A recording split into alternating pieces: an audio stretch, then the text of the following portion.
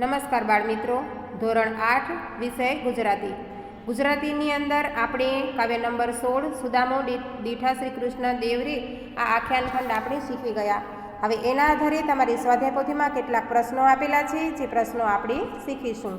પ્રશ્ન નંબર 1 છે, નીચેના પ્રત્યેક પ્રશ્નના ઉત્તર માટે આપેલા વિકલ્પોમાંથી જે વિકલ્પ સાચો હોય તેની પાસેના વર્તુળને પેનથી પૂર્ણ ઘટ કરો. હવે જે સાચો વિકલ્પ છે એ જ હું માત્ર બોલીશ અને એ તમારે ઘટ કરવાનું રહેશે. એમાં પહેલું છે, શ્રી કૃષ્ણને કેટલી પટરાણીઓ હતી? તો એની અંદર આવશે સી 8. પછી બીજું છે, સુદામો દીઠા શ્રી કૃષ્ણ દેવરે આખ્યાન ખંડમાં કઈ સ્ત્રીનો ઉલ્લેખ નથી? તો આવશે બી કમલાક્ષી. 3 છે, હિંડોળા ખાટમાં કોણ પોઢ્યું છે? તો એમાં આવશે સી શ્રી કૃષ્ણ. 4 છે, નીચે જણાવેલા વાજિંત્રમાંથી કયું વાજિંત્ર વાગી રહ્યું નહોતું? તો આવશે એ તબલા. પછી 5, મૃદંગ શબ્દનો અર્થ દર્શાવો. તો આવશે એ બંને બાજુ વગાડી શકાય તેવું એક વાદ્ય. પછી 6 છે, સુદામો દીઠા શ્રી કૃષ્ણ દેવરે આખ્યાન ખંડમાં શ્રી કૃષ્ણના કયા નામનો ઉલ્લેખ નથી? તો આવશે ડી નંદકિશોર.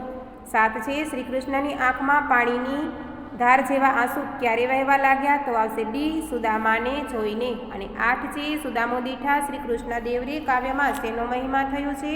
તો આવશે બી શ્રી કૃષ્ણ અને સુદામાની મૈત્રીનો. પછી પ્રશ્ન નંબર 2, કૌંસમાં આપેલા શબ્દોમાંથી યોગ્ય શબ્દ પસંદ કરી ખાલી જગ્યા પૂરો. તો કૌંસ આપેલા જ છે, દર્પણ, લોચન, દિશામો, કંકણ અને ક્ષુધારૂપિણી. હવે હું બોલી જાઉં છું, એની અંદર જે ખાલી જગ્યામાં જે આવે છે એ હું સળંગ વાંચું છું. પેલું છે, હું દુખિયાનો વિસામો રે. બીજું, ધર્યું દર્પણ ભદ્રાવતી નારી રે. 3 છે, ખડકાવે કંકણ મોરી રે. અને 4 છે, ક્ષુધારૂપિણી સ્ત્રી એ તે વરિયો રે. અને 5, બાહી લોચનનું સુખ લીજે રે. બરાબર. હવે આવે છે પ્રશ્ન નંબર 3, નીચેના વિધાનોમાંથી ખરા વિધાનો સામે રાઈટની અને ખોટા વિધાનો સામે ચોકડીની નિશાની કરો. એમાં પેલું છે, સત્યભામા તંબોળ લાવે રે, લક્ષ્મણા બીડી ખવરાવે રે. તો આવશે ખોટું. કાવ્યની અંદર જોજો, પહેલાં જ આપેલું છે આ કે કોણ કોણ તંબોળ લાવે છે અને કોણ બીડી ખવડાવે છે. બીજું છે, દુઃખે દરિદ્ર સરખો ભાસે રે, એક તુંબી પાત્ર છે પાસે રે. તો આવશે સાચું.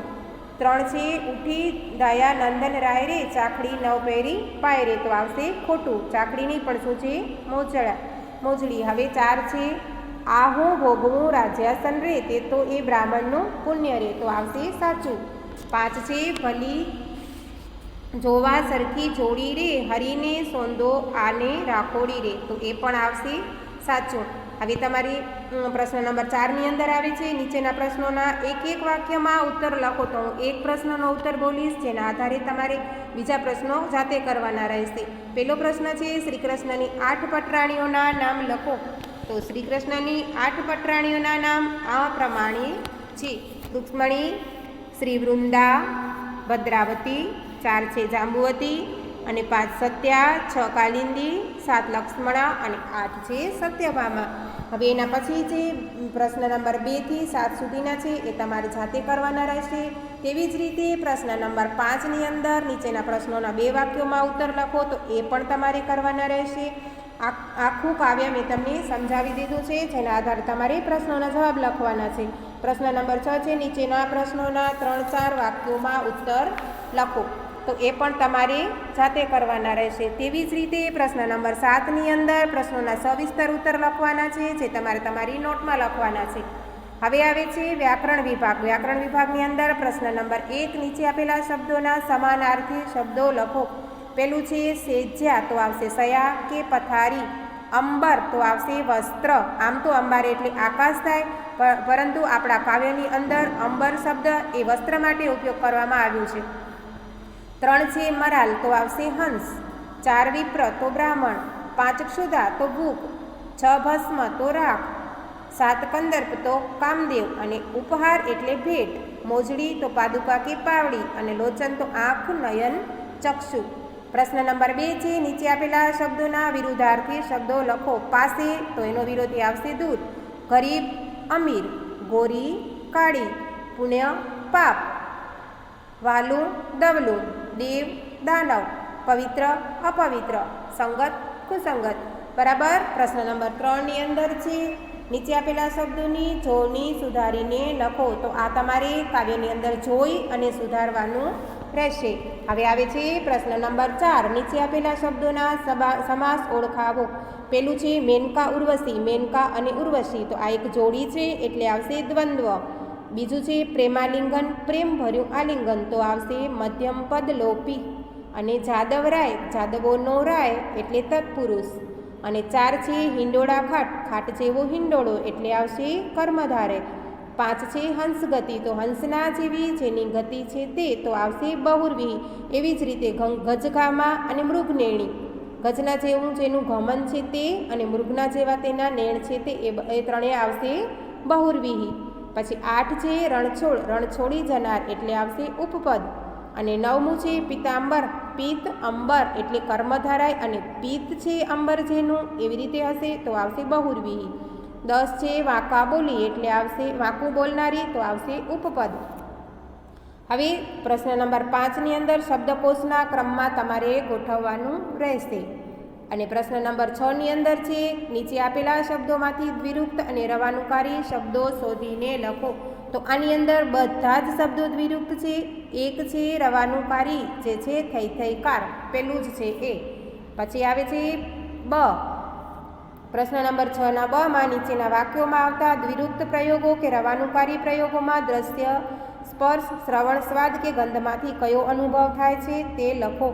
શ્રવણે સરોવરમાં ગળો ડૂબાડ્યો ને બુડબુડ અવાજ આવ્યો, તો બુડબુડ એ અવાજ આવે છે એટલે આવશે રવાનુકારી. અને આની અંદર શ્રવણનો અનુભવ થાય છે. ગણગણાટ, તો એ પણ આવશે. વર્ગમાં બહુ ગણગણાટ થાય છે તો એ પણ આવશે રવાનુકારી અને શ્રવણનો અનુભવ. 3 છે મીઠાઈ હોય ત્યાં માખીઓનો બણબણાટ હોય જ, તો એ પણ આવશે રવાનુકારી અને શ્રવણનો અનુભવ. 4 છે મોગરાની માળામાંથી મગમગાટ થઈ ગયો, તો મગમગાટ એટલે આવશે દ્વિરૂપ. અને એની અંદર આવે છે ગંધનો અનુભવ. તપેલીમાં ખીચડી ખદબદતી હોય છે, તો એની અંદર આવશે રવાનુકારી અને શ્રવણનો અનુભવ. પછી 6 છે જાહેર મિલકતની તોડફોડ કરવી તે રાષ્ટ્રીય સંપત્તિનું નુકસાન છે, તો એની અંદર પણ આવશે રવાનુકારી અને શ્રવણનો અનુભવ. બરાબર. હવે આવે છે પ્રશ્ન નંબર 7, જેની અંદર છે નીચે આપેલા શબ્દ સમૂહ, પ્રત્યેક શબ્દ સમૂહ માટે એક એક શબ્દ લખો. કસ્તુરી, ચંદન, રક્તચંદન, અંબર, અગર, બરાસ અને સોનાના વરખને પીસી કૂટીને તૈયાર કરેલો લેપ, તો આવશે યક્ષ કંદર્મ. નાગરવેલના પાનનું બેડું, તો આવશે તંબોળ કે તાંબુલ. હંસના જેવી ચાલવાળી, તો આવશે હંસગતિ. અને 4 છે હાથીના જેવી ચાલવાળી, તો આવશે ગજગામા. 5 છે મૃગની આંખ જેવી આંખવાળી એટલે કે મૃગનેણી. પછી 6 છે મોંથી વગાડવાનું એક વાજિંત્ર, તો આવશે ચંગ. અને 7 છે બંને બાજુ વગાડાય તેવું એક વાદ્ય, તો આવશે મૃદંગ. અને જેનો કોઈ આધાર ન હોય તેનો આધાર ભગવાન કૃષ્ણ છે, તો અશરણ શરણ.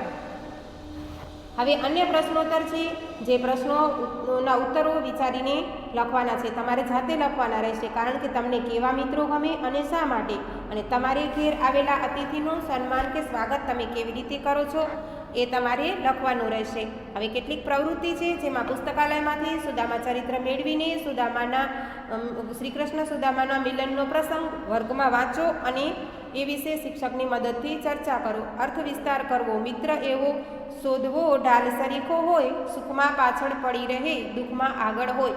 તો આ વિચાર વિસ્તાર આપણે 7મા ધોરણની અંદર પણ શીખીને આવ્યા છીએ કે આપણે મિત્ર કેવો શોધવો જોઈએ, તો કે સુખમાં ભલે આપણે સાથ આપે કે ના આપે, અને દુઃખની અંદર આપણા દુઃખને હરી લેવા માટે એ હંમેશા આગળ જ હોવો જોઈએ. તલવાર જેવો ઢાલ સરીખો હોવો જોઈએ કે આપણી રક્ષા કરે એવો હોવો જોઈએ. આ વિચાર વિસ્તાર પણ તમને લખાવવામાં આવ્યું છે. અને પ્રશ્ન નંબર 3ની અંદર છે સુદામો દીઠા શ્રી કૃષ્ણ દેવરે કાવ્યને આ વાર્તા સ્વરૂપે તમારી નોટબુકમાં લખો. Thank you.